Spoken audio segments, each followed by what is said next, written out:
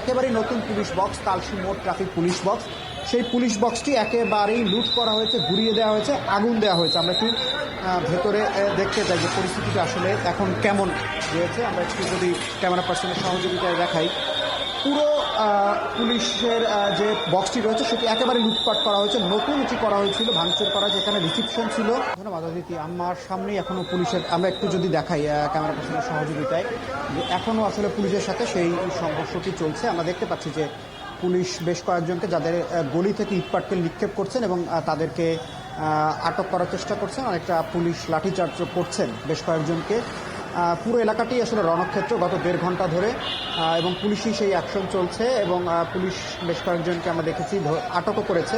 তাদেরকে শেষ পর্যন্ত আসলে এই অভিযুক্তকে আটক করা হবে কিনা জানি না, কিন্তু পুলিশ বলছে যে কতজনকে আটক করা হয়েছে সেটি জানানো হবে। কিছুক্ষণ আগে স্থানীয় এমপি অর্থাৎ সংসদ সদস্য তিনি এসেছেন, ইলিয়াস মোল্লা। তিনি আসার পরে তিনি যে অভিযোগটি করেছেন যে এই রিক্সা চালকদের আন্দোলনের সাথে তারা সকালে যখন নেমেছিলেন মিরপুর 10 থেকে,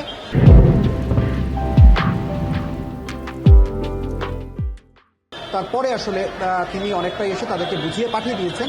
কিন্তু তারপরে কালশিতে এসে আবার আমরা দেখলাম যে বিকেল 3টায় এই সহিংস পরিস্থিতির সৃষ্টি হয়েছে এবং সেখানে একটি মারমুখী অবস্থা সৃষ্টি হয়। পুলিশের গাড়ি ভাঙচুর করা হয়েছে, পুলিশ বক্স পুড়িয়ে দেওয়া হয়েছে।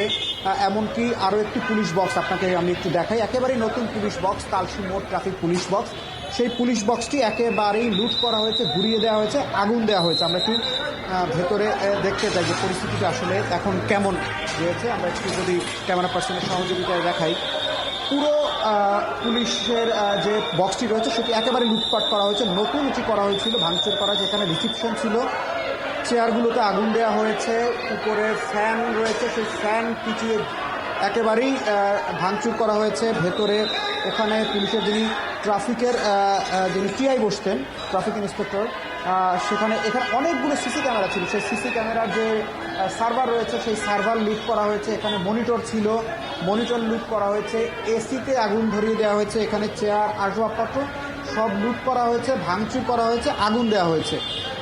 এই অভিযোগগুলো নিয়েই স্থানীয় সংসদ সদস্য বলছেন যে শুধুমাত্র রিক্সা চালক না, এর ভেতরেও আসলে অন্য একটি রাজনৈতিক দল তারা মদত দিয়েছে এবং তাদের নেতাকর্মীরা এর সাথে যুক্ত হয়ে এই লুটপাট ভাঙচুর তারা করেছেন।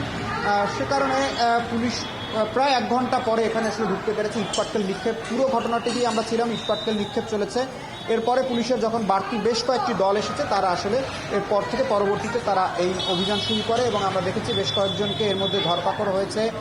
পুলিশকে লক্ষ্য করে ইটপাটকেল নিক্ষেপ করা হয়েছে। পুলিশের একটি চলন্ত গাড়ি, সেটিতে একেবারেই বৃষ্টির মতো ইটপাটকেল নিক্ষেপ করে সেটিকে গাড়ির গ্লাস থেকে শুরু করে ভেঙে ফেলা হয়েছে সব কিছুই।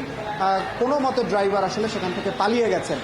এর বাইরে একটি পুলিশ বক্স রয়েছে, পুরনো পুলিশ বক্স, অর্থাৎ এই পুলিশ বক্সটি করার আগে যে পুলিশ বক্সটি ছিল সেই পুলিশ বক্সটি একেবারে আগুন জ্বালিয়ে পুড়িয়ে দেওয়া হয়েছে। একেবারে দাউ দাউ করে সেই আগুনে পুড়ে গেছে এবং সেই পুড়ে যাওয়ার পরে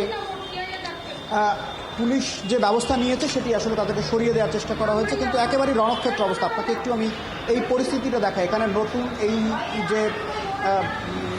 যে যাই করা হয়েছিল, এখানে আসলে এই দেখেন সিঙ্ক রয়েছে, অর্থাৎ বেসিন রয়েছিল, সেই নতুন বেসিনগুলোকে ভেঙে ফেলা হয়েছে। এখানে গ্লাস ছিল, টিউব, এমন কিছু নেই যে আসলে অবশিষ্ট নেই। কাঠামোটি ছাড়া সব কিছুই ভেঙে গুড়িয়ে ফেলা হয়েছে এবং সেটি একেবারেই দেখা যায় যে বাথরুমের ভেতরে যে ধরনের জিনিসপত্র ছিল সব কিছুই, বেসিন থেকে শুরু করে সব কিছু ঘুরিয়ে দেওয়া হয়েছে এবং বাইরের পরিস্থিতিও এখন পর্যন্ত পুরোপুরি শান্ত নয়। গাড়ি চলাচল শুরু হয়েছে, কিন্তু গাড়ি চলাচল শুরু হলেও পরিস্থিতি এখনো স্বাভাবিক হয়নি। আপনি যেমনটি দেখাচ্ছিলেন